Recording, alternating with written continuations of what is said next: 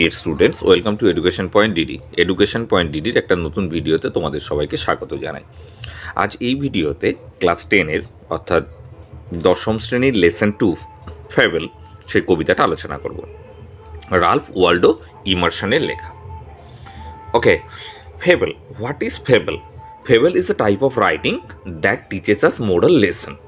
ওকে, fable হয় এমন এক ধরনের লেখা, গল্প হতে পারে, কবিতা হতে পারে, যেটা আমাদেরকে কোনো না কোনো নৈতিকতার শিক্ষা দিয়ে থাকে।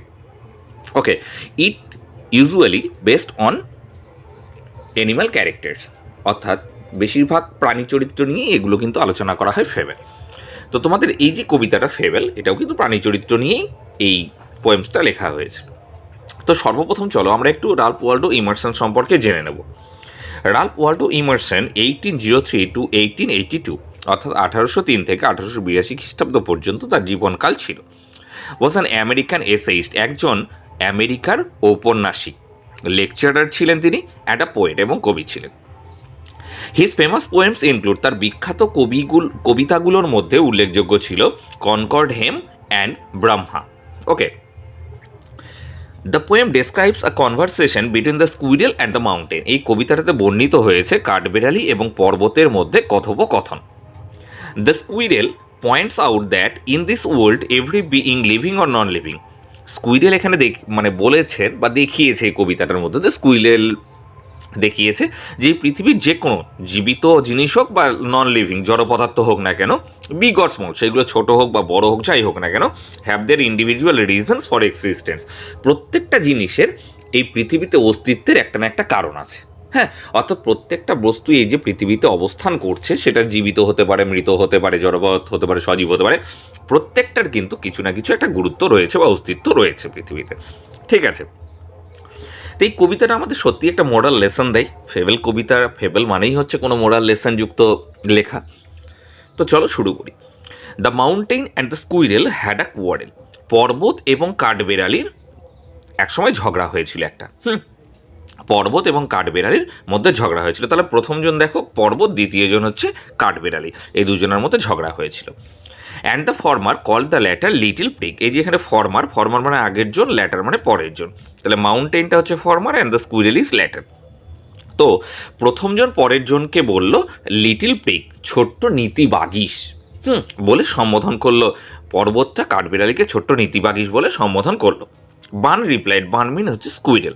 কাঠবেড়ালি রিপ্লাই বললো, কি বললো, অর্থাৎ উত্তর দিয়ে কি বললো, প্রত্যুত্তরে, you are doubtless very big, তুমি নিঃসন্দেহে খুবই বড়। ওকে, ডাউটলেস মানে no doubt, you are doubtless very big, তুমি নিঃসন্দেহে বড়। এবার কাঠবেড়ালি উত্তর দিচ্ছে, তুমি নিঃসন্দেহে বড়। But all sort of things and weather must be taken in together to make up a year and a spear.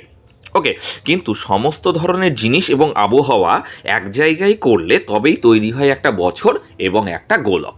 অর্থাৎ একটা পৃথিবীকে তৈরি করতে গেলে যে অনেক কিছু উপাদানের প্রয়োজন আছে, সেটাই কাঠবেড়ালি এখানে বলবার চেষ্টা করছে, যে শুধু একটা পর্বত বা শুধু একটা জিনিস বা একাধিক জিনিস নিয়ে তৈরি হয় যে তা নয়, এই পৃথিবী তৈরি করতে গেলে অনেকগুলো জিনিসের প্রয়োজন আছে।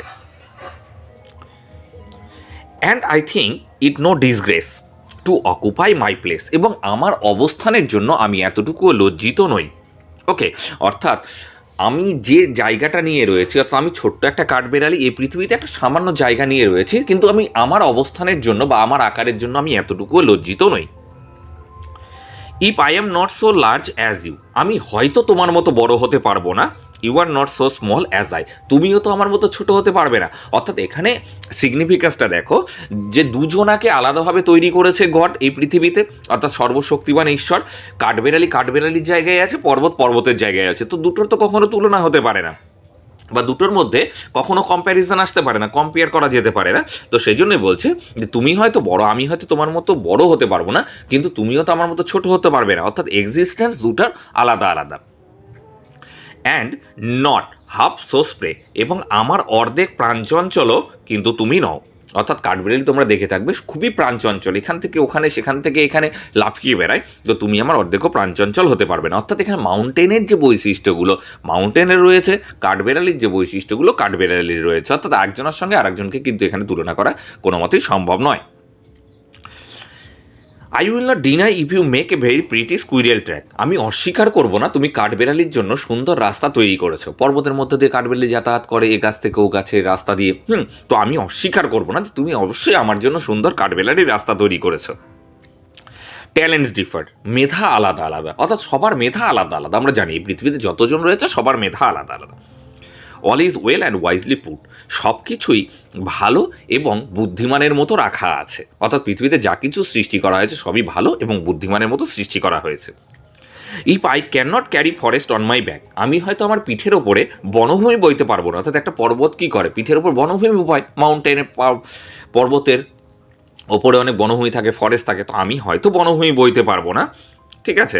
Neither can you crack a nut, তুমিও তো একটা বাদাম বা সুপুরি ভাঙতে পারবে না।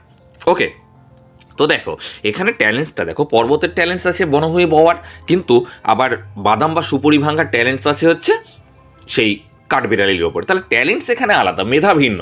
ঈশ্বর এক একজনকে এক এক রকমভাবে সৃষ্টি করেছে, সেই জন্য তো কেউ কাউকে আমরা ছোট করতে পারি না, যাকে যেভাবে তৈরি করেছে আমরা সেভাবেই পৃথিবীতে রয়েছি, ঠিক আছে। এই লেসনটাই আমরা, এই মোরাল লেসনটাই আমরা হচ্ছে এই কবিতা থেকে পেয়ে থাকি, ফেবল থেকে। এরপর আমরা এক্সারসাইজে আসবো। দেখো কম্প্রিহেনশন এক্সারসাইজে choose the correct alternative to complete the following sentences, অর্থাৎ এখানে এমসিকিউ টাইপের প্রশ্ন রয়েছে, তোমাদেরকে বেছে নিয়ে লিখতে হবে। The quarrel was between the mountain and the, পর্বত এবং কার সঙ্গে ঝগড়াটা হয়েছিল? Rabbit, rat, cat, squirrel. তাহলে আমাদের উত্তর হবে স্কুইরেল, কাঠবেড়ালির সঙ্গে ঝগড়াটা হয়েছিল। Number B, Bun has no doubt that the mountain is, পর্বতের কাঠবেড়ালির সন্দেহ নেই যে পর্বত হয়, কেমন হয়? এখানে রয়েছে স্মল, বিগ, নোবেল, কাইন্ড, তাহলে বিগ, অর্থাৎ পর্বত বড়, এই বিষয়ে কোনো সন্দেহ নেই। Number C, unlike a mountain a squirrel can crack a, okay, অর্থাৎ পর্বত না পারলেও কাঠবেড়ালি কি ভাঙতে পারে? কাঠবেড়ালি ভাঙতে পারে হচ্ছে nut. Number two, state whether the following statements are true or false, provide sentences, phrases, words in support of your answer. Okay, তাহলে দেখো ট্রু ফলসের প্রথমটাতে রয়েছে the mountain called the squirrel little bun. আমরা দেখেছি লিটিল বাল বলেলি, little বান না বলে little prick বলেছে, তাহলে এটা অবশ্যই হবে ফলস। তাহলে আমরা সাপোর্টিং কোনটা দেবো? সাপোর্টিং আমরা দেবো, দেখো আমি তোমাদেরকে দেখিয়ে দিচ্ছি, সাপোর্টিং তোমরা এই লাইনটা দিয়ে দেবে এবং সাপোর্টিংটা অবশ্যই ইনভার্টেড কমার মধ্যে রাখবে, ঠিক আছে। এই দেখো, the former call the latter little prig, অর্থাৎ ছোট্ট নীতিবাগীশ বলে সম্বোধন করেছিল।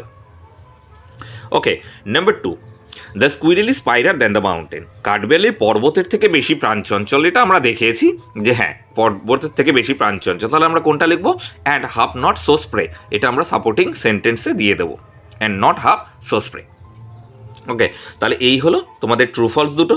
এইবার আমরা 3 নম্বরে আসবো। The mountain can carry forest on it's back, পর্বত বনভূমিকে পিঠের ওপর বইতে পারে, ঠিক আছে, তাহলে এটা ট্রু হবে। তাহলে if I can not carry forest on my back, এটা সাপোর্টিং তোমরা দিয়ে দেবে। Number 3, answer the following question. Who had a quarrel with the squirrel, কার ঝগড়া হয়েছিল কাঠবেড়ালির সঙ্গে? হু দিয়ে প্রশ্ন করে জাস্ট হু এর জায়গায় উত্তরটা বসিয়ে দাও, দ্য মাউন্টেন।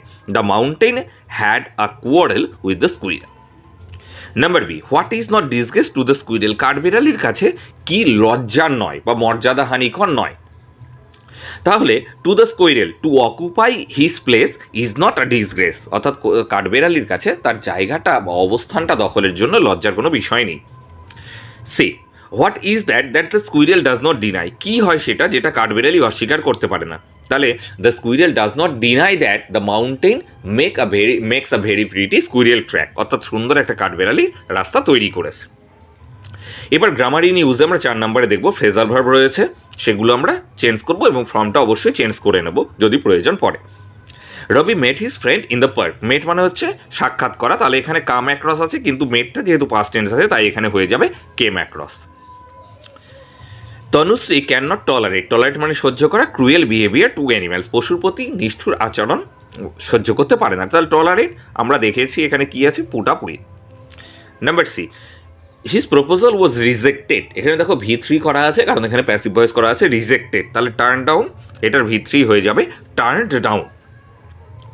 এইবার 5 নম্বরে রয়েছে দেখো change the voice of the following sentences, আমরা এখানে ভয়েস চেঞ্জগুলো দেখবো।